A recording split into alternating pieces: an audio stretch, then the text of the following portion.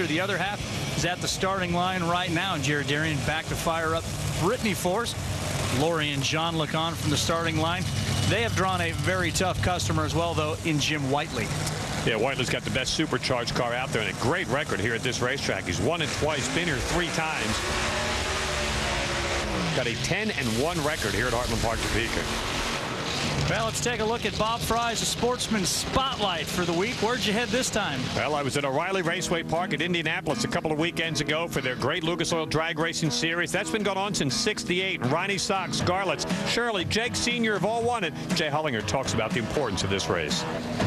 Since 1968, it's one of the biggest Lucas Oil Drag Racing Series events in the country. I think this is something that you want to put on your resume as a drag racer, and we're very proud of the event. You won this race in 1968, your first division win here. Do you remember that?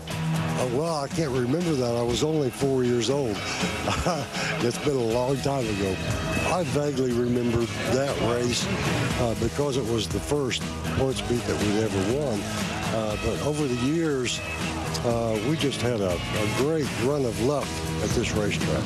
You know, this was my home race. This was the race for us. At this event, a lot of the drivers trying to get points and qualify for the Jegs All-Star. We mentioned Chris Stevenson and Matt Introvius went at it in the stock eliminator. Chris Stevenson gets the win. The Jiffy Tight team there, Dwayne LaFleur and Ray Conley with the 2 battling for the points lead and the All-Star berth. Ray Conley got that. And then in the alcohol dragster, 2 of the Giants, Bill Reichert and Ken Perry went at it. In the final, the divisional race, Bill Reichert won the race, but Ken Perry got enough points to be the Jegs All-Star. For the first time, the Division III chance, every one of their All-Stars, a first-timer at Chicago.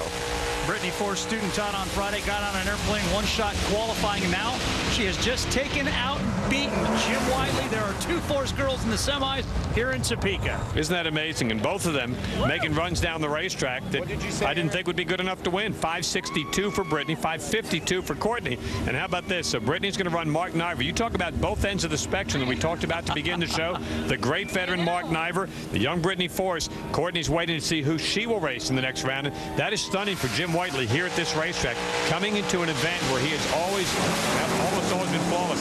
There's a little tire shake and a little tire smoke. We've seen none of that during the course of the weekend. The supercharged car just gets a little amped up. Now watch it. Here comes the brand source car off the starting line. Again, the A-Fuel car starting out of idle. Get those front wheels up in the air just a little bit. Nice controlled spin right there. But 562 against Whiteley. If you told me she's running that, I just said she's going back to school. And she ran a 571 in the first round against Chris Stempke. But the problem here is you keep giving Jerry Darren and this team more opportunities to gather data and, of course, make that car run even better. Down to the far end with both of them. Here's John.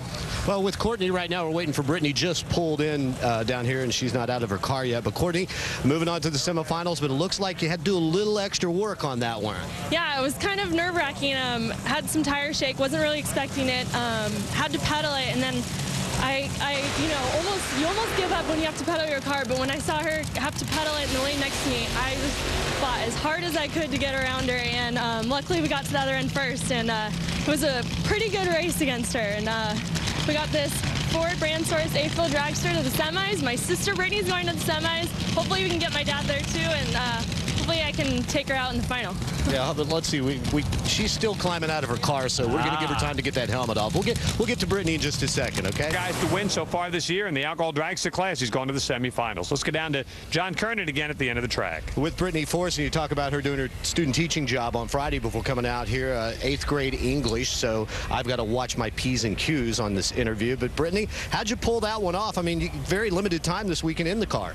You know, it's pretty hard because I haven't been able to race as much as I wanted to this year just because of the student teaching, but to be able to come out here, get 1 qualifying pass, and be going into semifinals in the brand source car is pretty exciting, so I'm happy. How was my English? Grammar okay? Perfect.